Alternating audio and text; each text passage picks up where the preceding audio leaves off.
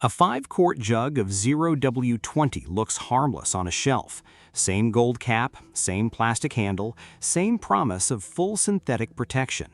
For most drivers, the decision happens fast.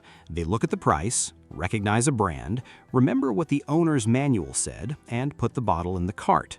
But 0w-20 is one of those products where the label matters more than the logo. It is thin oil, built for modern gasoline engines, hybrids, turbocharged engines, tight tolerances, cold starts, emission systems, and fuel economy targets. When it is the right oil, it can protect an engine for years. When it is the wrong oil, the damage rarely announces itself immediately. It shows up later as chain noise, sludge, oil consumption, pre-ignition, or a warranty conversation nobody wants to have. So I investigated 5 0w-20 brands sold or flagged in the US market. 3 passed the safety test. 2 failed before we even got to performance. The test was simple.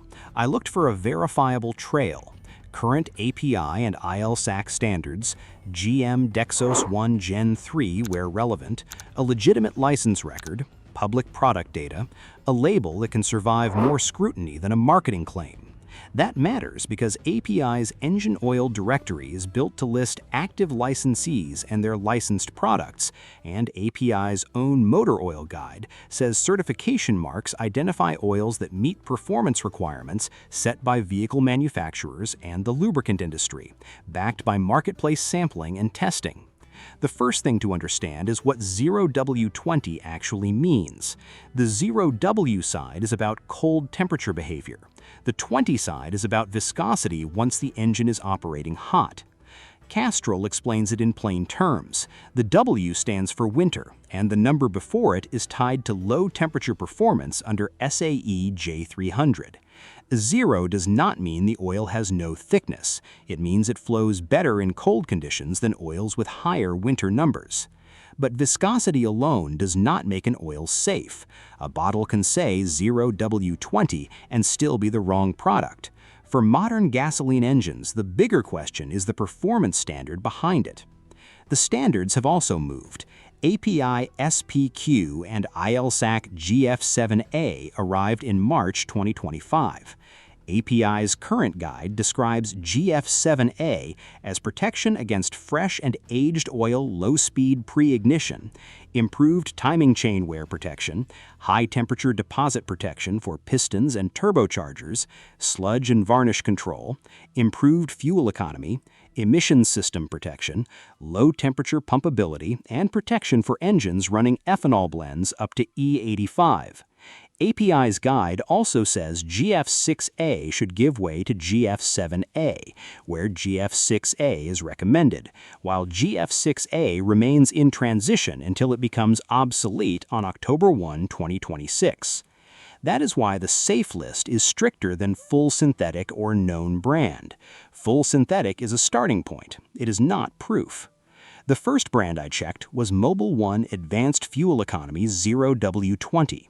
Mobil's current product data says its advanced fuel economy line meets ILSAC GF7 standards, includes API SPQ and API SPQ resource conserving for the 0w-20 product family. And Mobil also tells drivers to follow the owner's manual for viscosity, API service classification, and builder approval. That last sentence matters. Even the strongest brand on the shelf still points back to the manual. Mobil 1 passed because the paper trail was easy to follow. Current standard, current language, public data, GM licensing visible in official sources. It's safe for vehicles that call for this grade and this type of gasoline engine oil, assuming the exact bottle matches the claim and the maintenance interval follows the manual.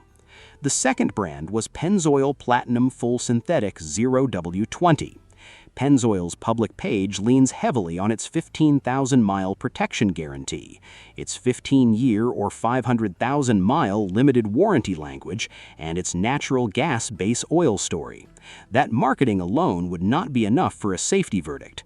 The stronger evidence is that GM's official Dexos 1 Gen 3 list includes Pennzoil Platinum Full Synthetic 0w-20, supplied by Shell Oil Products with Dexos 1 Gen 3 license entries.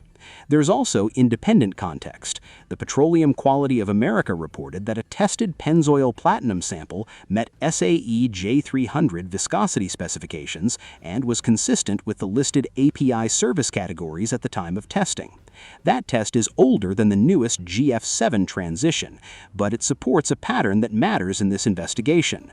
The brand's claims have not lived only on the front label. They've had outside scrutiny.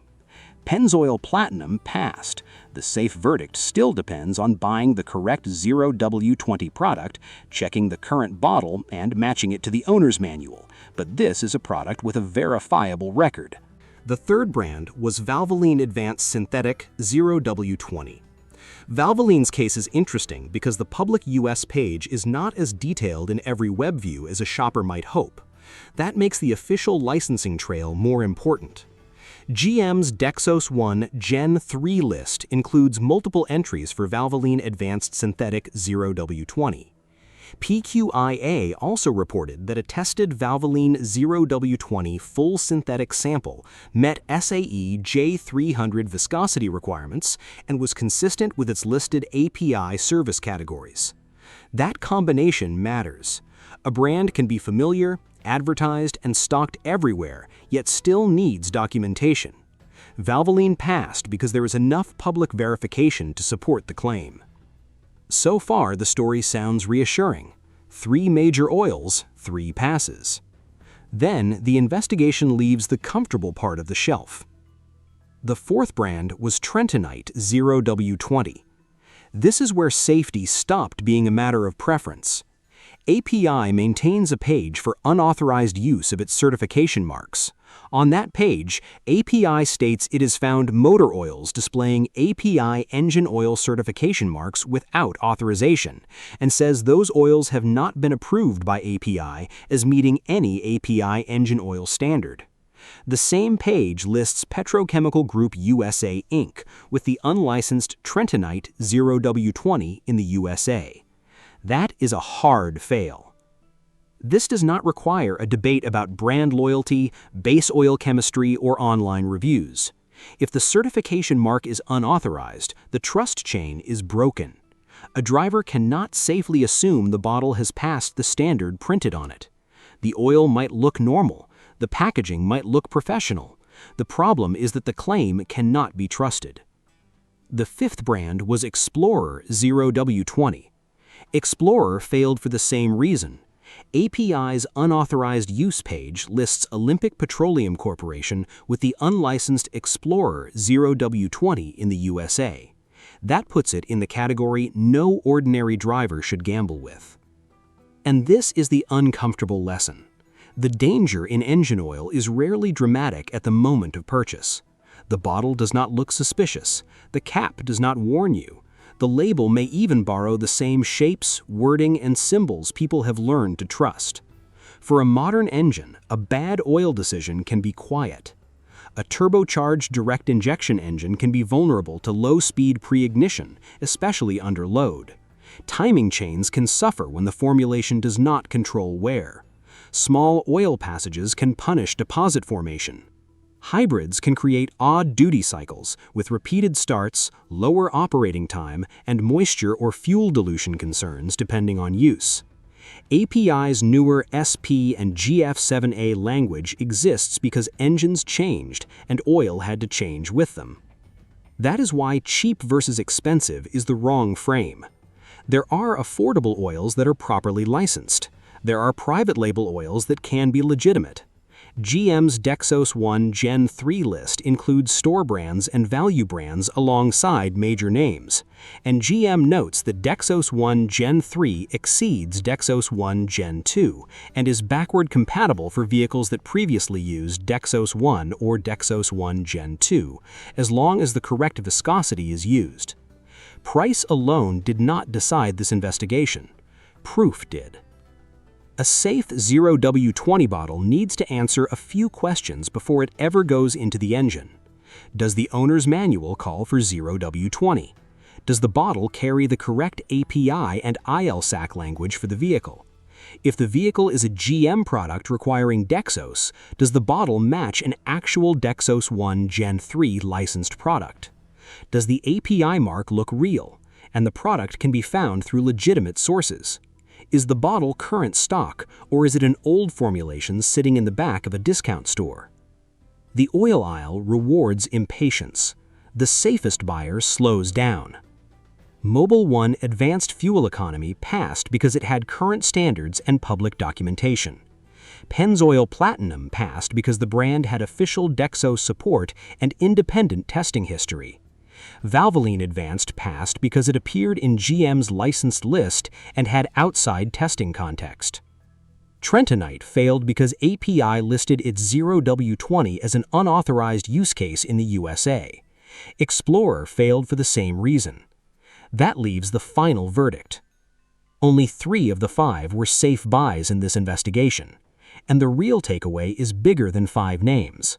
The safest oil is the one that can prove itself before you open the cap. The label should match the manual. The certification should be verifiable. The brand should leave a trail that leads somewhere official.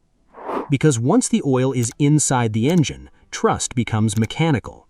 And by then, the cheapest mistake on the shelf can become the most expensive thing in the driveway.